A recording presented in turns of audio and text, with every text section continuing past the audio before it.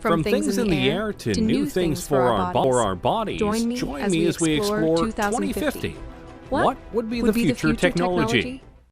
The world in 2050 future technology. We are in the year 2020, and if we're being honest with ourselves, technology is incredible. Advanced, and we're making strides that can push things even farther. We have cars that are much safer than they've been in the past decade, and we're even making fully electric cars that can help save the planet. There are even plans for self-driving cars and even self-driving Ubers that make the future of transportation very exciting. And that's just ONE technology that we're growing at a fast rate. What about all the others that are out there? What will technology be like as we get closer and closer to 2050? Let's start with one that well and truly could happen very soon: drones. Wait a minute. Drones are already here. And yes, they are. But more times than not, the drones you're seeing are small, piloted by people who are just trying to have some fun, or are the ones that are used by the military right now for strikes and surveillance. All very fun, but in the future, drones could be an integral part of our daily lives. You've likely seen shows and people talk about how in a few years, drones could be the new deliver services. Anything from pizza to Amazon packages and more. And honestly, that's very probable. Drones right now can be incredibly sophisticated, and some TV shows actually use them for sweeping and aerial shots as they film. It's very cool. But to do deliveries, that have to be a little more programmed, as human error no doubt would be a very big buzzkill. Not that it's impossible right now. It's more of a question of numbers, logistics, costs, and making sure that the deliveries themselves are done in a methodical and careful manner. After all, it's bad enough when delivery people don't care enough about our packages that they just throw them onto the porch and potentially break stuff. The last thing we need is that to happen with drones. But by 2050, we might not only have drones delivering out packages, we might be looking up at the sky and seeing drones flying all over with incredible speeds and accuracy, and they potentially could all be run by AI. The potential is there, and by that point, various upgrades to drones and their programming will no doubt make them all the more efficient, durable, and quick. And potentially, they could go beyond basic deliveries for people and do emergency work. Imagine a drone taking a vital piece of medical material to a hospital to ensure it doesn't get stuck in traffic, or helping watch over an important convoy to let people know on the ground if there is trouble. There's many ways that drones could affect our world. The only question is, will we let them by 2050? Let's keep going with transportation, shall we? Right now, one of the biggest ways to get around the countries we live in are trains.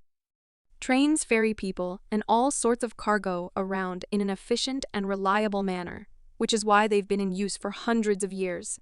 But if we're being honest here, while trains are efficient and reliable in certain ways, they aren't exactly fast, especially when it comes to passenger and freight trains. They can take a long time to get to their destinations, and at times it's more logical to take other modes of transportation, which is why companies are making special kinds of trains that can go MUCH faster. You know of the magnetic trains of Japan, no doubt, but others like the Virgin Hyperloop are trying to push things even farther. Passengers or cargo are loaded into the Hyperloop vehicle and accelerate gradually via electric propulsion through a low-pressure tube. The vehicle floats above the track using magnetic levitation and glides at airline speeds for long distances due to ultra-low aerodynamic drag. Science fiction? Hardly. In fact, the first vehicle of the Hyperloop has already been tested and proven, and some larger tests are being scheduled for the next few years. And if this works, traveling across the country will be MUCH faster. How much faster? The Hyperloop aims to send people shooting across the tubes that they make at a rate of about 600 miles per hour. Which means, if they were able to do this across the entire United States from east to west, or vice versa, you could travel across the whole country in about 5 hours, give or take. Considering it would take MUCH longer for a regular train ride or car ride, that's a big improvement. And they're planning to do this with not just people, but cargo. Imagine being able to ship something in the morning on the West Coast to the East Coast and KNOW. It will get there before the day ends. That is quite impressive. Plus, the tubes would be built underground as to not disturb wildlife. And they will go and make it in a way where there are no carbon emissions. So they're fast, they're reliable, they won't harm the planet. Seems like a win all around. Of course, you do have to wonder what it would be like to be on a 600 MP train thing. But hey, we just find out soon. And by 2050, this could be one of the main modes of transportation around the world. Before we show off even more technologies we could have by 2050, be sure to like the video and subscribe to the channel. That way you don't miss A and Y of our weekly videos. Okay, we've had some fun ones, but now let's go deeper down the rabbit hole and talk about the ones we all fear. Yep, artificial intelligence, and no matter what way you look at it. People are seriously trying to make it happen, and make it happen soon. AI are literally everywhere, including in your cars and in your homes via devices like Alexa, which are indeed forms of AI. And there are things like Watson that is so smart that it could beat 2 Jeopardy legends. So by 2050, AI could be so advanced that our cultures, our world could literally be run by them in a logistical and computing sense.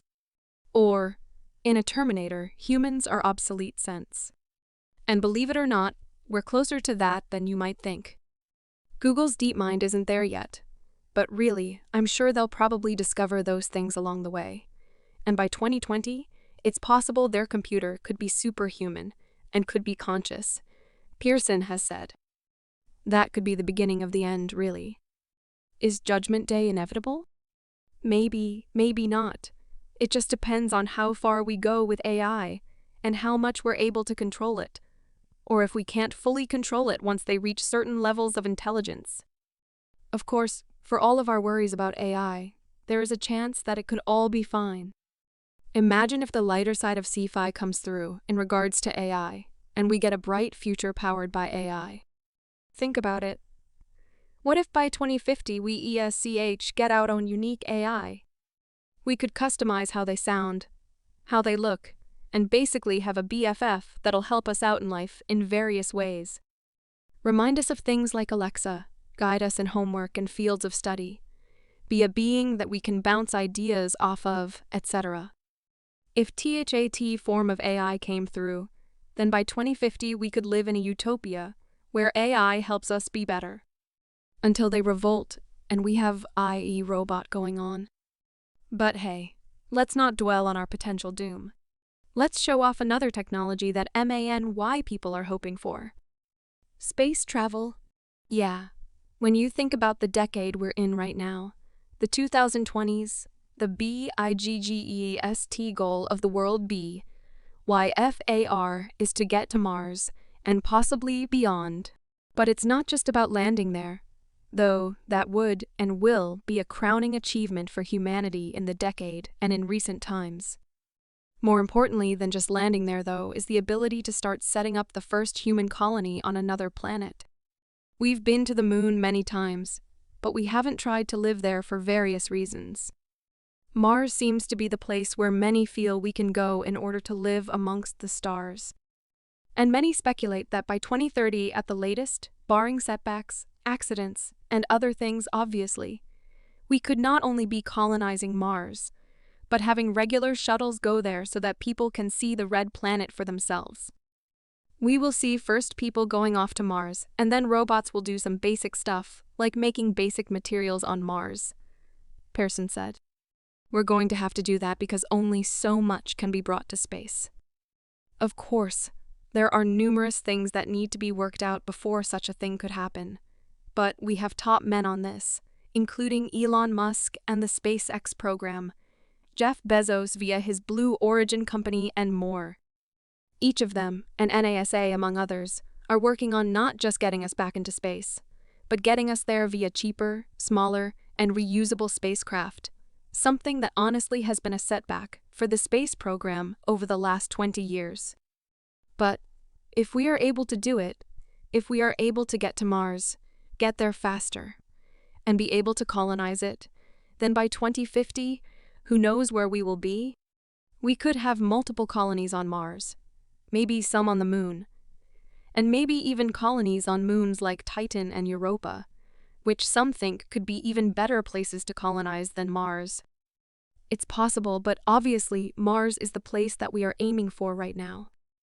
With each step into space, humanity grows larger in the universe, and who knows just how many of us will be out there by 2050. Alright, now let's dive into something REALI, sci-fi, prosthetics. Yeah, I know that RIGHTNOW prosthetics are very limited, and at times, a bit pointless. But if we were able to fully utilize computer technology to its fullest and make prosthetics that are fully compatible with the human brain and body, then the sky is the limit. We could enter an age where cyborgs are not just welcome, they're commonplace. And yeah, it may seem like we're far away from that, but we are getting closer to that point. James Young, a 25-year-old biological scientist, has a prosthetic arm with a personal drone and built-in flashlight. And a French artist is using a prosthetic that doubles as a tattoo gun.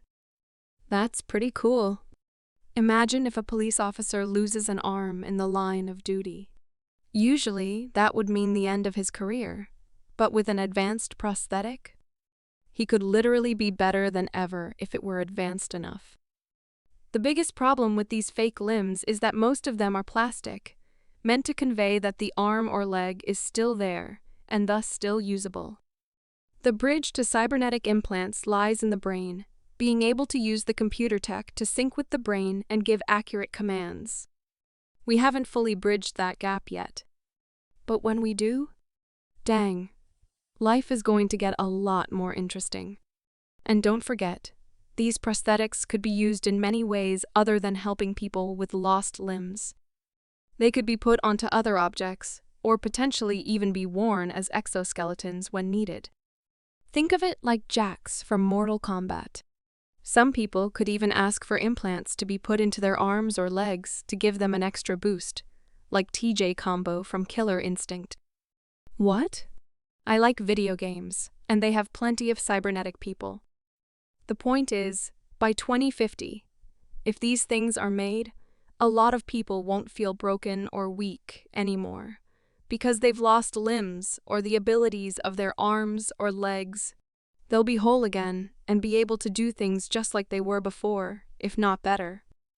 And that's a future we should definitely be trying to live for. Now let's go to something a bit more unique. Look at yourself right now. Specifically, look at the clothes you are wearing right now. What are they made of? What do they feel like? What do they look like? Of all of these answers, I bet none of them are. They look like they can give me superpowers. Because they can't. Not yet, anyway. Think about it like this. What if the clothes you were wearing right now felt the same? Looked the same, but could do more? With the growth of nanotechnology, your clothes could potentially be imbued with various materials or technologies that help you improve your strength, durability, and more. For example, what if you had a shirt on that was light as a feather, but could absorb impacts and leave you with no injuries? That would be pretty impressive and important, especially in this age of gun violence we live in. Or what if the uniforms of firefighters made them completely heat-resistant and burn-proof, further ensuring that they are able to do their jobs without much risk to their lives? The technologies that we can put into clothes is out there, and some people are working on it right now, both in terms of multiple functions, but also cosmetic appeal. Imagine if by 2050, we have the ability to craft whatever kinds of clothes we want, and even select what kind of abilities they have. Imagine you wear a special kind of top that has a special pattern on it, and then when you press a button or say a keyword, that pattern unfolds and suddenly you have wings on your outfit. Wouldn't that be cool? If done right, this could be the newest wave of fashion and style in the future. See? The future is hip, I'm sure that last one left you drooling, so let's temper your expectations and talk about school. Yes, it sucks, and learning can be a chore. But in the future, it may be a LOT more interactive. Over the last decade or so, computers in schools have been a must-have for various courses. But if the advent of virtual reality simulations come through as many expect them to, it could lead to all sorts of innovations in the classrooms that could help kids what's going on. You could take students to an environment in the past and show them what was happening,